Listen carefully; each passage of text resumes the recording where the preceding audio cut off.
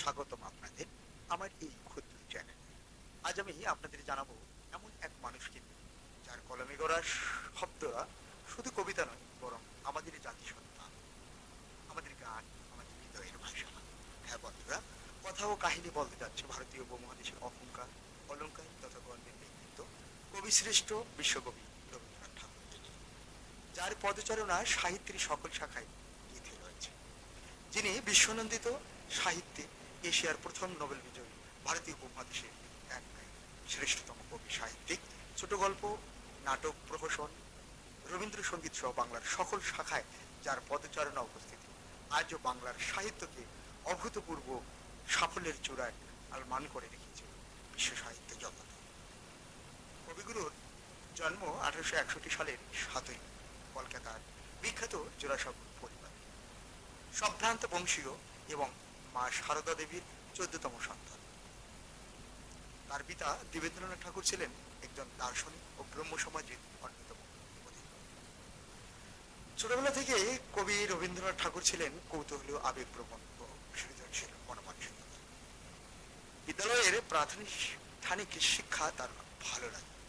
তিনি ছিলেন ঠিক কবি কাজী নজরুল ইসলামের মতোই স্কুলের প্রতি অনুরাগী একজন ব্যক্তি, কিন্তু নিজের মতো করে পড়া, ভাবা ও লেখা ছিল তার অন্যতম শ্রেষ্ঠতম নেশা।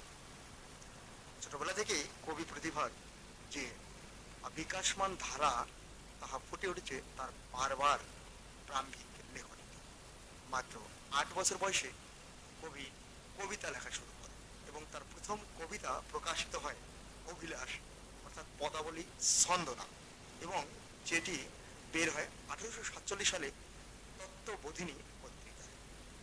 এছাড়াও ঠিক ওই বয়সে কবি লিখেছিলেন অবুঝ মনের আবেগী মনের মাধুরী মিশিয়ে জল পড়ে পাতানোরে তোমার কথা মনে পড়ে।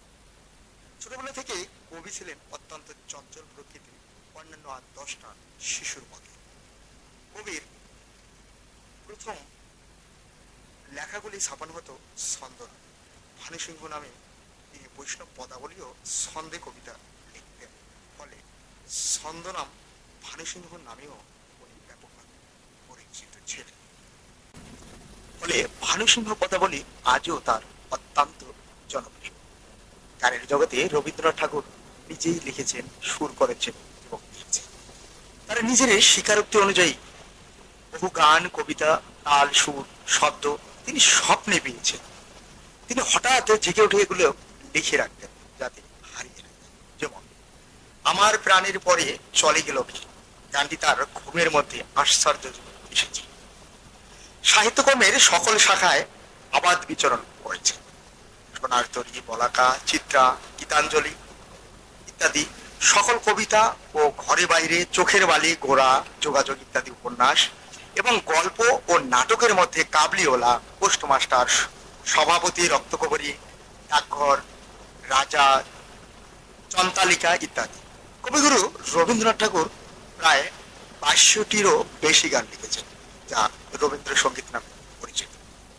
তার মধ্যে 2টি গান হয়ে গেছে দুই দেশের জাতীয় সঙ্গীত রূপ, ভারতের জনগণমন এবং বাংলাদেশের আমার সোনার বাংলা আমি তোমায় ভালোবাসি। ভারতীয় সঙ্গীত জনগণমন অর্থ হলো সাধারণ মানুষের হৃদয় চেতনা আর আবেগ, সাধারণ মানুষের মন ও প্রাণের কথা। এই সঙ্গীত ভারতীয় মানুষের অন্তরের অনুভূতি, ভাবনা ও সংস্কৃতি প্রকাশ করে। মানুষের আবেগ, যন্ত্রণার ভাষা, আনন্দ, বেদনার প্রতিচ্ছবি। অপরদিকে বাংলাদেশের জাতীয় সঙ্গীত আমার সোনার বাংলা আমি তোমায় ভালোবাসি, এর অর্থ হলো কবিতার মাতৃভূমি বাংলাকে নিজের মা হিসেবে কল্পনা করে ভালোবাসা প্রকাশ করে। তিনি বাংলার প্রকৃতি, বাতাস, ফসল, নদী, গন্ধ সবকিছুতে মায়ের স্নেহ খুঁজে পেয়েছে। এছাড়া অসংখ্য প্রবন্ধ, ছোট গল্প রচনা ইত্যাদির জন্য বাঙালি তথা সমগ্র ভারতীয় উপমহাদেশকে এক অনন্য ব্যক্তিত্ব হিসেবে পরিচিত অর্জন করে আছেন তিনি। মাত্র 15 বছর বয়সে কবি একটি অসাধারণ কবিতা লিখে যা বনফুল নামে পরিচিত। এটি তার বয়স অনুযায়ী নয়, বরং বাংলা সাহিত্যের সৃষ্টিতে এটি একটি গুরুত্বপূর্ণ সৃষ্টি। বনফুল শুধুমাত্র একটি ফুল নয়, বরং এটি একটি রূপক বা প্রতীক। এই কবিতায় একজন অচেনা সুন্দরী তরুণীর মতো এক বনফুলকে দেখানো হয়, যাকে কেউ স্পর্শ করে না। কেউ তাকে কেউ তাকে বনফুলকে দেখানো হয় না, যাকে কেউ স্পর্শ করে না। কেউ তাকে জানে না, সে নিজের মতো করে সৌন্দর্য ছড়ায়, গল্প দেয়। বিশ্বকবি রবীন্দ্রনাথ ঠাকুর 1921 সালের 23শে ডিসেম্বর ভারতের পশ্চিমবঙ্গে বঙ্গের প্রতিষ্ঠা করেন শান্তিনিকেতন। শান্তিনিকেতন প্রতিষ্ঠার মূল উদ্দেশ্য ছিল পশ্চিমবঙ্গ ও পূর্বের জ্ঞান, সংস্কৃতি ও মানবতাকে একত্রিত করে একটি সাহিত্যের আন্তর্জাতিক শিক্ষা কেন্দ্র গড়ে তোলা। পরবর্তীতে 1941 সালে ভারতের বিভিন্ন বিশ্ববিদ্যালয়, বিশেষত কলকাতা বিশ্ববিদ্যালয়, কবিকে ডিলিট অর্থাৎ ডক্টরেট অব লিটারেচার এই সম্মানসূচক ডিগ্রি প্রদান করে। ডিলিট উপাধি দেওয়ার প্রধান কারণ হলো বাংলা সাহিত্যের এক অনন্য প্রতিভা তথা কবিতা, গান, নাটক, ছোট গল্প, উপন্যাস, প্রবন্ধ সাহিত্যের সকল শাখায় অনন্য নজির স্থাপন করার কারণ। 1915 সালে ব্রিটিশ সরকার রবীন্দ্রনাথ ঠাকুরকে নাইট উপাধিতে ভূষিত করে। ফলে কবিগুরু রবীন্দ্রনাথ ঠাকুর নামের সামনে স্যার বসানো হয়েছিল। কিন্তু 13 এপ্রিল 1919 সালের জালিয়ানবাগের হত্যাকাণ্ডের স্বরূপ তিনি নাইট উপাধি অর্জন করেন। অর্থাৎ পাঞ্জাবের অমৃতসর শহরে জালিয়ানবাগ মাঠে হাজার হাজার নিরীহ মানুষ একত্রিত হয়েছিল ব্রিটিশ সরকারের বিরুদ্ধে এক শান্তিপূর্ণ মিছিল। তৎকালীন জেনারেল ডায়ারের নির্দেশে ব্রিটিশ সৈন্যরা মাঠ ঘিরে নির্বিচারে গুলি চালায়। এতে প্রায় 1000-এরও বেশি মানুষ নিহত হয় এবং হাজার হাজার মানুষ আহত হয়। আমি আগেই বলেছিলাম যে রবীন্দ্রনাথ ঠাকুর অত্যন্ত ভ্রমণ পিপাসু ছিলেন। ফলে পরবর্তী জীবনে তিনি জার্মানি, পোল্যান্ড, ইতালি ও রাশিয়া সফর করেন। 1930 সালে কবি রাশিয়ায় যান এবং সোভিয়েত সমাজ ব্যবস্থা তিনি স্বচক্ষে প্রত্যক্ষ করেন। বাংলা ভাষা ও বিজ্ঞান চর্চার ক্ষেত্রে রবীন্দ্রনাথ ঠাকুর অবদান ছিল অনস্বীকার্য। কবি সাহিত্যের পাশাপাশি বিজ্ঞান চর্চাকেও বাংলা ভাষায় জনপ্রিয় করার চেষ্টা করেছিল। বিশ্ব পরিচয় 1937 সালে এই বইয়ের পদার্থবিজ্ঞান ও মহাবিশ্বের গঠন নিয়ে সাধারণ মানুষের মাঝে ব্যাখ্যা করেছিলেন। তিনি অচল ইংরেজি পরিভাষার পরিবর্তে বাংলা প্রতিশব্দ চালু করেছেন। 1913 সালে প্রাপ্ত নোবেল পদক শান্তিনিকেতন থেকে চুরি হয়ে যায় 2004 সালে। ফলে ঘটনাটি পরবর্তীতে ব্যাপক আলোচিত ও সমালোচিত হয়। তিনি ভারতের জাতীয় আন্দোলনে সরাসরি অংশগ্রহণ না করলেও ব্রিটিশ শাসনের বিরুদ্ধে তার মনোভাব আরো দৃঢ় হয়। তিনি দেশবাসীকে আত্মসম্মান ও স্বনির্ভরতার আহ্বান জানান, ছাত্রদের পশ্চিমা শিক্ষার অন্ধ অনুকরণ না করতে বলেন এবং একই সাথে স্বদেশী ও মানবতাবাদী চিন্তাধারা গড়ে তুলতে আহ্বান জানান। রাজনৈতিকভাবে জড়িত না থাকলেও গান্ধীজির সাথে সম্পর্কের অবনতি ও মতপার্থক্য এক সময় তার দেখা দিয়েছিল।